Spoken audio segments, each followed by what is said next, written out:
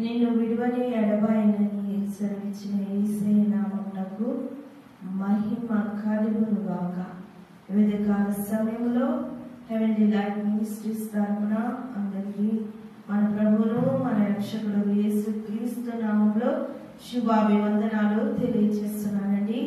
ఇదే కాలం పాట పాడుకుంటూ దేవుని నామాన్ని ఘనపరుద్దాం. హల్లెలూయా. నీవు నా తోడు ఉన్నావయ్యా, నాకు భయమేలా యేసయ్యా. నీవు నాలోనే ఉన్నావయ్యా, నాకు దిగులేలా మెస్సయ్యా. నాకు భయమేలా, నాకు దిగులేలా, నాకు చింతేలా, నాకు భీతియేలా. నీవు నా తోడు ఉన్నావయ్యా, నాకు భయమేలా యేసయ్యా. కష్టములో నష్టములో నా తోడు ఉన్నావు, వేదనలో వేదనలో నా చింత ఉన్నావు. కష్టములో నష్టములో నా తోడు ఉన్నావు, వేదనలో వేదనలో నా చింత ఉన్నావు. అడిగిన వారికి ఇచ్చేవాడవు, వెతికిన వారికి దొరికేవాడవు. అడిగిన వారికి ఇచ్చేవాడవు, వెతికిన వారికి దొరికేవాడు. తట్టిన వారికి తలుపులు తెరిచే దేవుడవు, తట్టిన వారికి తలుపులు తెరిచే దేవుడవు. దేవా దేవా నీకే స్తోత్రం, దేవా దేవా నీకే స్తోత్రం, దేవా దేవా నీకే స్తోత్రం, దేవా దేవా నీకే స్తోత్రం. నీవు నా తోడు ఉన్నావయ్యా, నాకు భయమేలా యేసయ్యా. నీవు నాలోనే ఉన్నావయ్యా, నాకు దిగులేలా మెస్సయ్యా. హల్లెలూయా. ఉదయకాల సమయంలో మనము వాగ్దానాన్ని విందామండి. ఉదయకాల ప్రామిస్ వర్డ్ మన మధ్య మరి వాక్యోపదేశం చేయడానికి పాస్టర్ సల్మాన్ రాజ్ గారు సంఘ కాపరి వచ్చి వాగ్దానాన్ని తెలియజేస్తారు. హల్లెలూయా. అందరికీ ప్రైజ్ ది లార్డ్. మరి మేము యూట్యూబ్ ఛానల్ స్టార్ట్ చేసినప్పటి నుంచి ఇప్పుడు వరకు 100 సబ్స్క్రైబర్స్ మాకు లైక్ చేసి సబ్స్క్రైబ్ చేసుకున్నారు. సబ్స్క్రైబ్ చేసుకున్న ప్రతి ఒక్కరికి పేరు పేరున ప్రత్యేక వందనాలు. మీరు మమ్మల్ని ఫాలో అవుతున్నందుకు, మీరు మమ్మల్ని ఎంకరేజ్ చేస్తున్నందుకు చాలా ప్రత్యేక వందనాలు తెలియజేస్తున్నాను. హల్లెలూయా. మరి ఈరోజు న్యాయాధిపతులు 6వ అధ్యాయంలో నుంచి కొన్ని మాటలు మనము ధ్యానించుకుందాం. 6వ అధ్యాయము 16వ వచనంలో దేవుడు ఇక్కడున్న ఒక వ్యక్తితో మాట్లాడుతున్నాడు. ఆ వ్యక్తి ఎవరో మీ అందరికీ ఇప్పుడే అర్థమై ఉండాలి. హల్లెలూయా. ఈ అధ్యాయంలో చాలా ప్రాముఖ్యమైన న్యాయాధిపతి. హల్లెలూయా. చూద్దాం 16వ వచనంలో, నేను నీకు తోడై ఉన్నందున కనుక ఒక్క మనిషిని అర్థం చేసినట్లు మిద్యానీయులను హతము చేయదు అని సెలవిచ్చాను. ఆమె ఎవరి గురించి చెప్పబడిన మాట ఇది? గిద్యోను. చెప్పండి, ఎవరి గురించి? గిద్యోను గురించి చెప్పబడింది.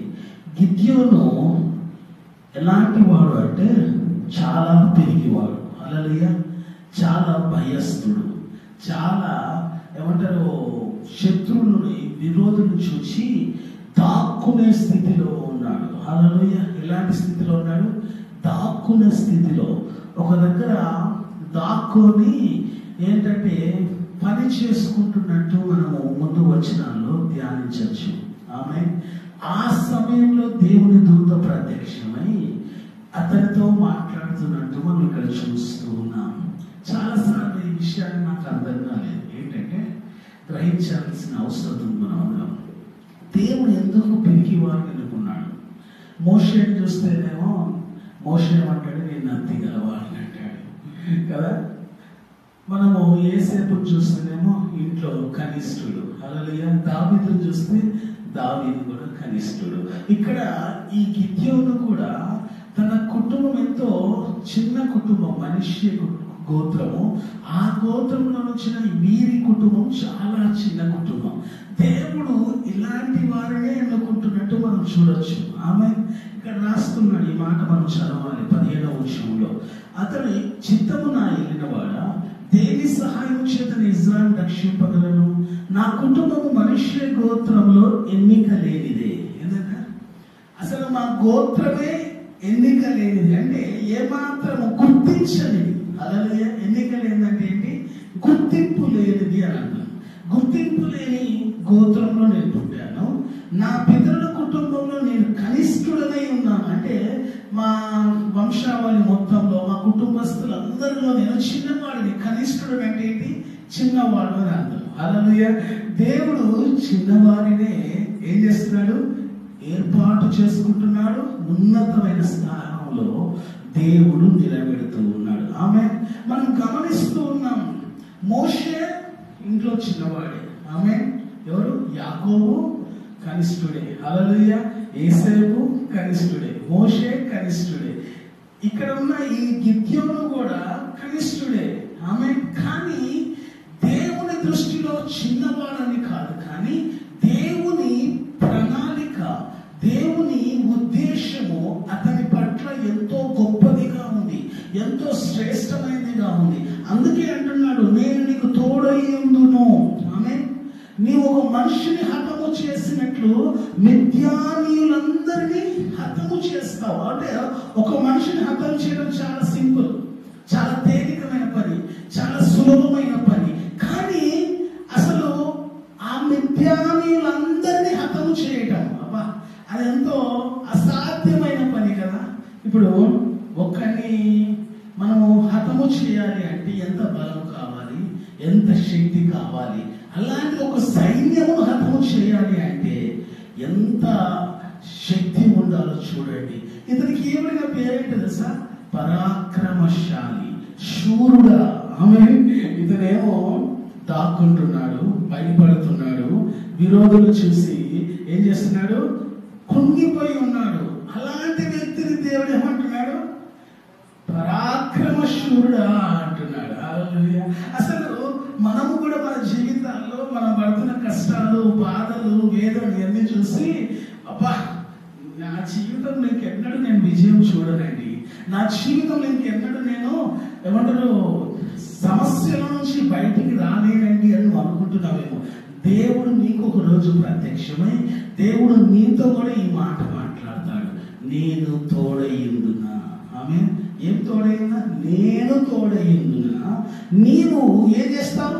అందరినీ హతము చేస్తావంటే 17వ వచనంలో గిద్యోను దేవుణ్ణి ఒక సూచన పెడతాడు. దేవుడికి ఏంటంటే చూడండి, అందుకతడు నాయనని కటాక్షము కలిగినలా నాతో మాట్లాడుచున్నవాడవు నీవే నేను తెలుసుకున్నట్లు ఒక సూచన కనపరచము.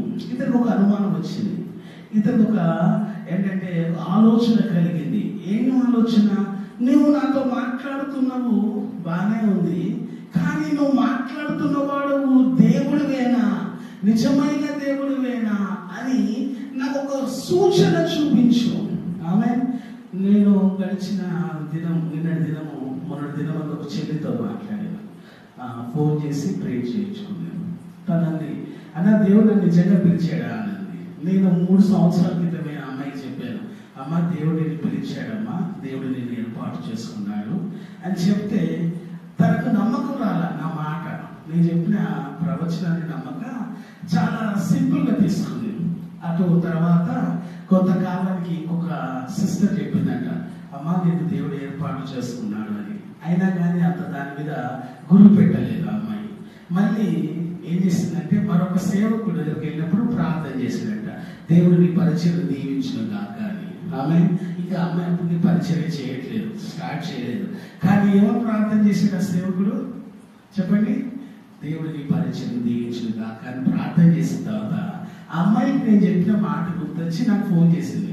ఆఫ్టర్ 3 years 2.5 years తర్వాత ఫోన్ చేసి నాతో మాట్లాడింది, అన్నయ్య నాకు క్లారిఫికేషన్ కావాలి, నాకు కొంచెము ఏమంటారు పరిపూర్ణమైన జవాబు దొరకాలి అని అనుకుంటున్నానంటే నేను ఇదే మాట తెలియజేశాను. దేవుడు గిద్యోనుకు ప్రత్యక్షమై గిద్యోనుతో నువ్వు పరాక్రమశాలివి, శూరువు, నువ్వు మిద్యానందరినీ హతము చేస్తావంటే గిద్యోను దేవుడు సూచన పెట్టాడమ్మా, సూచన చూపించమన్నాడు, సూచన కనపరచుకున్నాడు. నువ్వు కూడా దేవుడిని అడుగు. నేను చెప్పాను, ఇంకొక సేవకుడు అని చెప్పారు, ఇంకొక సేవకుడు చెప్పాడు, మానవులు చెప్పడం అయిపోయింది, దేవుని సేవకులు దైవజనులు చెప్పడం అయిపోయింది, నువ్వు దేవుడిని డైరెక్ట్ గా అడుగు అని చెప్పాను. ఈరోజు దేవుడు నీతో కూడా అదే మాట్లాడుతున్నాడు. నేను ఆమెకు చెప్పిన తర్వాత రోజే దేవుడి వాక్యం మాకు క్యాలెండర్లో ఇచ్చాడు. అలాగే నేను తెలియకుండానే అమ్మాయికి ఈ వాక్యాన్ని బోధించాను. చూడండి దేవుని ప్రణాళిక. నేను నిన్న దినమే మాట్లాడాను అమ్మాయితో ఈ వాక్యము. దేవుడు ఈ రోజు చూడండి ఇదే వాక్యం చేత మాతో మాట్లాడుతున్నాడు.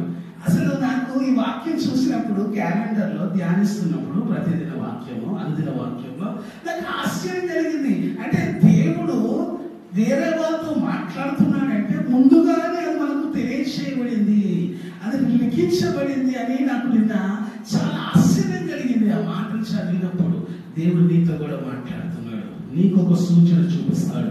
నిన్ను దేవుడు ప్రత్యేకపరచుకున్నాడు, దేవుడు నిన్ను ఏర్పాటు చేసుకున్నాడు. కాబట్టి ఏం చేయి, ఆయన దగ్గరికి రా, ఆయన అడుగు. గిద్యోను అడిగినట్టు అడగడం తప్పేం కాదు. గిద్యోను సూచన కనపరచమని అడిగాడంటే అతను ఒక కన్ఫర్మేషన్ కోసం అడిగాడు. నువ్వు కూడా అడగడం తప్పు కాదు. దేవుణ్ణి అడగచ్చా అంటే మరి మోషే అడగలేదా? మోషే కూడా అడిగాడు కదా, మనం కూడా అడగచ్చు. మోషే అంత సేవకుడే గొప్ప నాయకుడే అడిగినప్పుడు నీవు నేను అడగటము ఏమాత్రము తప్పు కాదు. కాబట్టి మనం కూడా ఒక సూచన అడుగుదాం. అప్పుడు 18వ వచనంలో నేను ఎద్దకు వచ్చి నా అర్పణము బయటికి తెచ్చి నీ సన్నిధిని దాన్ని పెట్టవరకు ఇక్కడ నుండి వెళ్ళకుని అని ఆ వేడుకొనగా ఆయన నువ్వు తిరిగి వచ్చే వరకు నేను ఉండేదని. తర్వాత 20వ వచనం దేవుని దూత మాంసమును పొంగని భక్ష్యం పట్టుకొని రాతి మీద పెట్టి నేను నీళ్లు పోయమని అతనితో చెప్పాను. అతడు అలాగు చేయగా యెహోవా దూత తన చేతి కర్ర చాపి దాని కొనతో ఆ మాంసమును పొంగని భక్ష్యమును ముట్టినప్పుడు అగ్ని ఆ రాతిలో నుండి వెడలి మాంసమును పొంగని భక్ష్యములను కాల్చివేసెను. అంతటా యెహోవా దూత అతనికి అదృశ్యమాయెను. ఆమె చూడండి, అతను రొట్టె తెచ్చాడు, మాంసం తెచ్చాడు, పెట్టాడు. దూత ఎక్కడ పెట్టమంది? రాయి మీద పెట్టాడు. తన చేతిలో ఉన్న కర్రతో ఆయన ఏం చేశాడంటే చెప్పండి, కొన్నతో ఆ మాంసమును ఆ పొంగని భక్ష్యములను ముట్టాడంట. అగ్ని రగుల్చుకుందంట, అగ్ని బయటికి వచ్చిందంట. హల్లెలూయా. ఇప్పుడు వండని మాంసం దగ్గర అగ్ని ఎలా వచ్చింది? అసాధ్యం కదా. ఎలా వచ్చిందంటే చేతిలో ఉన్న కర్రలో నుండి వచ్చిన అగ్ని ఆ భక్ష్యమును ఆ మాంసమును కాల్చివేసింది. ఆమేన్. నీవు దేవుని సూచన అడుగు. దేవుడు నీ జీవితంలో ఇలాంటి అద్భుతం చేస్తాడు. నీ జీవితంలో కూడా దేవుడు ఇలాంటి ఆశ్చర్యకార్యం చేస్తాడు. నేను కూడా ఒక సూచన పెట్టుకొని ప్రార్థన చేస్తూ ఉన్నాను పరిచయ విషయంలో. ప్రభా ఇది చిత్తమా, ప్రభా ఇది నువ్వు నాకు కనపరచు, నువ్వు నాకు మాట్లాడు అన్నప్పుడు దేవుడు ఒక విషయం నాతో మాట్లాడాడు. అది ఖచ్చితంగా నెరవేర్చబడుతుంది. అది నెరవేర్చబడటానికి సమయం దగ్గరగా ఉంది. ఆమేన్. నేను నమ్ముతున్నాను, మీరు కూడా నమ్మండి. దేవుడు మీ జీవితాల్లో కూడా అద్భుతం చేస్తాడు. దేవుడి మాటలు దీవించుగాక. ఆమేన్. ప్రార్థన చేసుకున్నాం. పరిశుద్ధుడా మా ప్రియ పరలోకపు తండ్రి, ఈ ఉదయకాల సమయంలో ప్రభా మే మాసం 24వ తారీఖున నీ మాట్లాడిన మాటలు బట్టి, వాక్యమును బట్టి, జీవును బట్టి వందనాలు. నీ సత్యమును బట్టి వందనాలు, నీ కార్యమును బట్టి నీకు వందనాలు తండ్రి. ప్రభా ఎన్నిక లేని వారిని ప్రభా నీకు వందనాలు. ప్రభా బలహీనులను తండ్రి నీకు వందనాలు. చదువు లేని వారిని ప్రభా పామరులను తండ్రి నీకు వందనాలు. అజ్ఞానులను ఎన్నుకున్నావు ప్రభా నీ కొరకు. అలాగా మమ్ములు కూడా ఎన్నుకున్నావు. ఈ లోకంలో ప్రభా మేము ఐశ్వర్యవంతులము కాకపోయి ఉండొచ్చు, మేము ప్రభా బలవంతులము కాకపోయి ఉండొచ్చు, మేము జ్ఞానవంతులము కాకపోయి ఉండొచ్చు ప్రభా, మేము ఎన్నిక లేని వారు కాకపోయి ఉండొచ్చు. కానీ నీ చిత్తము, నీ ఉద్దేశము, నీ ప్రణాళిక మా పట్ల కలిగి ఉన్నావు కాబట్టి మమ్మల్ని ఏర్పాటు చేసుకున్నావు. గిద్యోనును పిలిచినట్టు పరాక్రమశాలి శూరుడా, నీ ఒక్క మనుషుని హతము చేసినట్లు గిద్యోను అందరినీ హతము చేస్తామని అతనితో మాట్లాడిన దేవా, ఈ దినము మాతోనూ మాట్లాడుతున్నాం. ఒక్క మనుషుని మేము హతము చేసినట్టు ఈ లోకంలో ఉన్న దురాత్మలు, వారి శక్తులను, వారి ప్రభా క్రియలను, వాడికున్న సమస్త సైన్యమును ప్రభా మేము హతము చేయడానికి మమ్మల్ని ఏర్పాటు చేసుకున్నాం.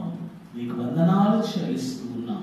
ఈ నిన్న వాక్యమును ప్రభా ఒక సవాలుగా మేము తీసుకొని ముందుకు వెళ్ళడానికి, పరిచయలోకి ప్రభావం వెళ్ళడానికి సహాయం చేయండి, సేవ చేయడానికి సహాయం చేయండి. సవాలుతో కూడిన సేవలు మేము ప్రభావ స్వీకరించి జీవించడానికి సహాయం చేయమని యేసు నామములో అడుగుచున్నాము మా ప్రియ తండ్రి. Amen. Hallelujah. Thank you everyone. God bless you. Pastor Solomon Raju YouTube channel subscribe చేయండి, లైక్ చేయండి, షేర్ చేయండి. God bless you all.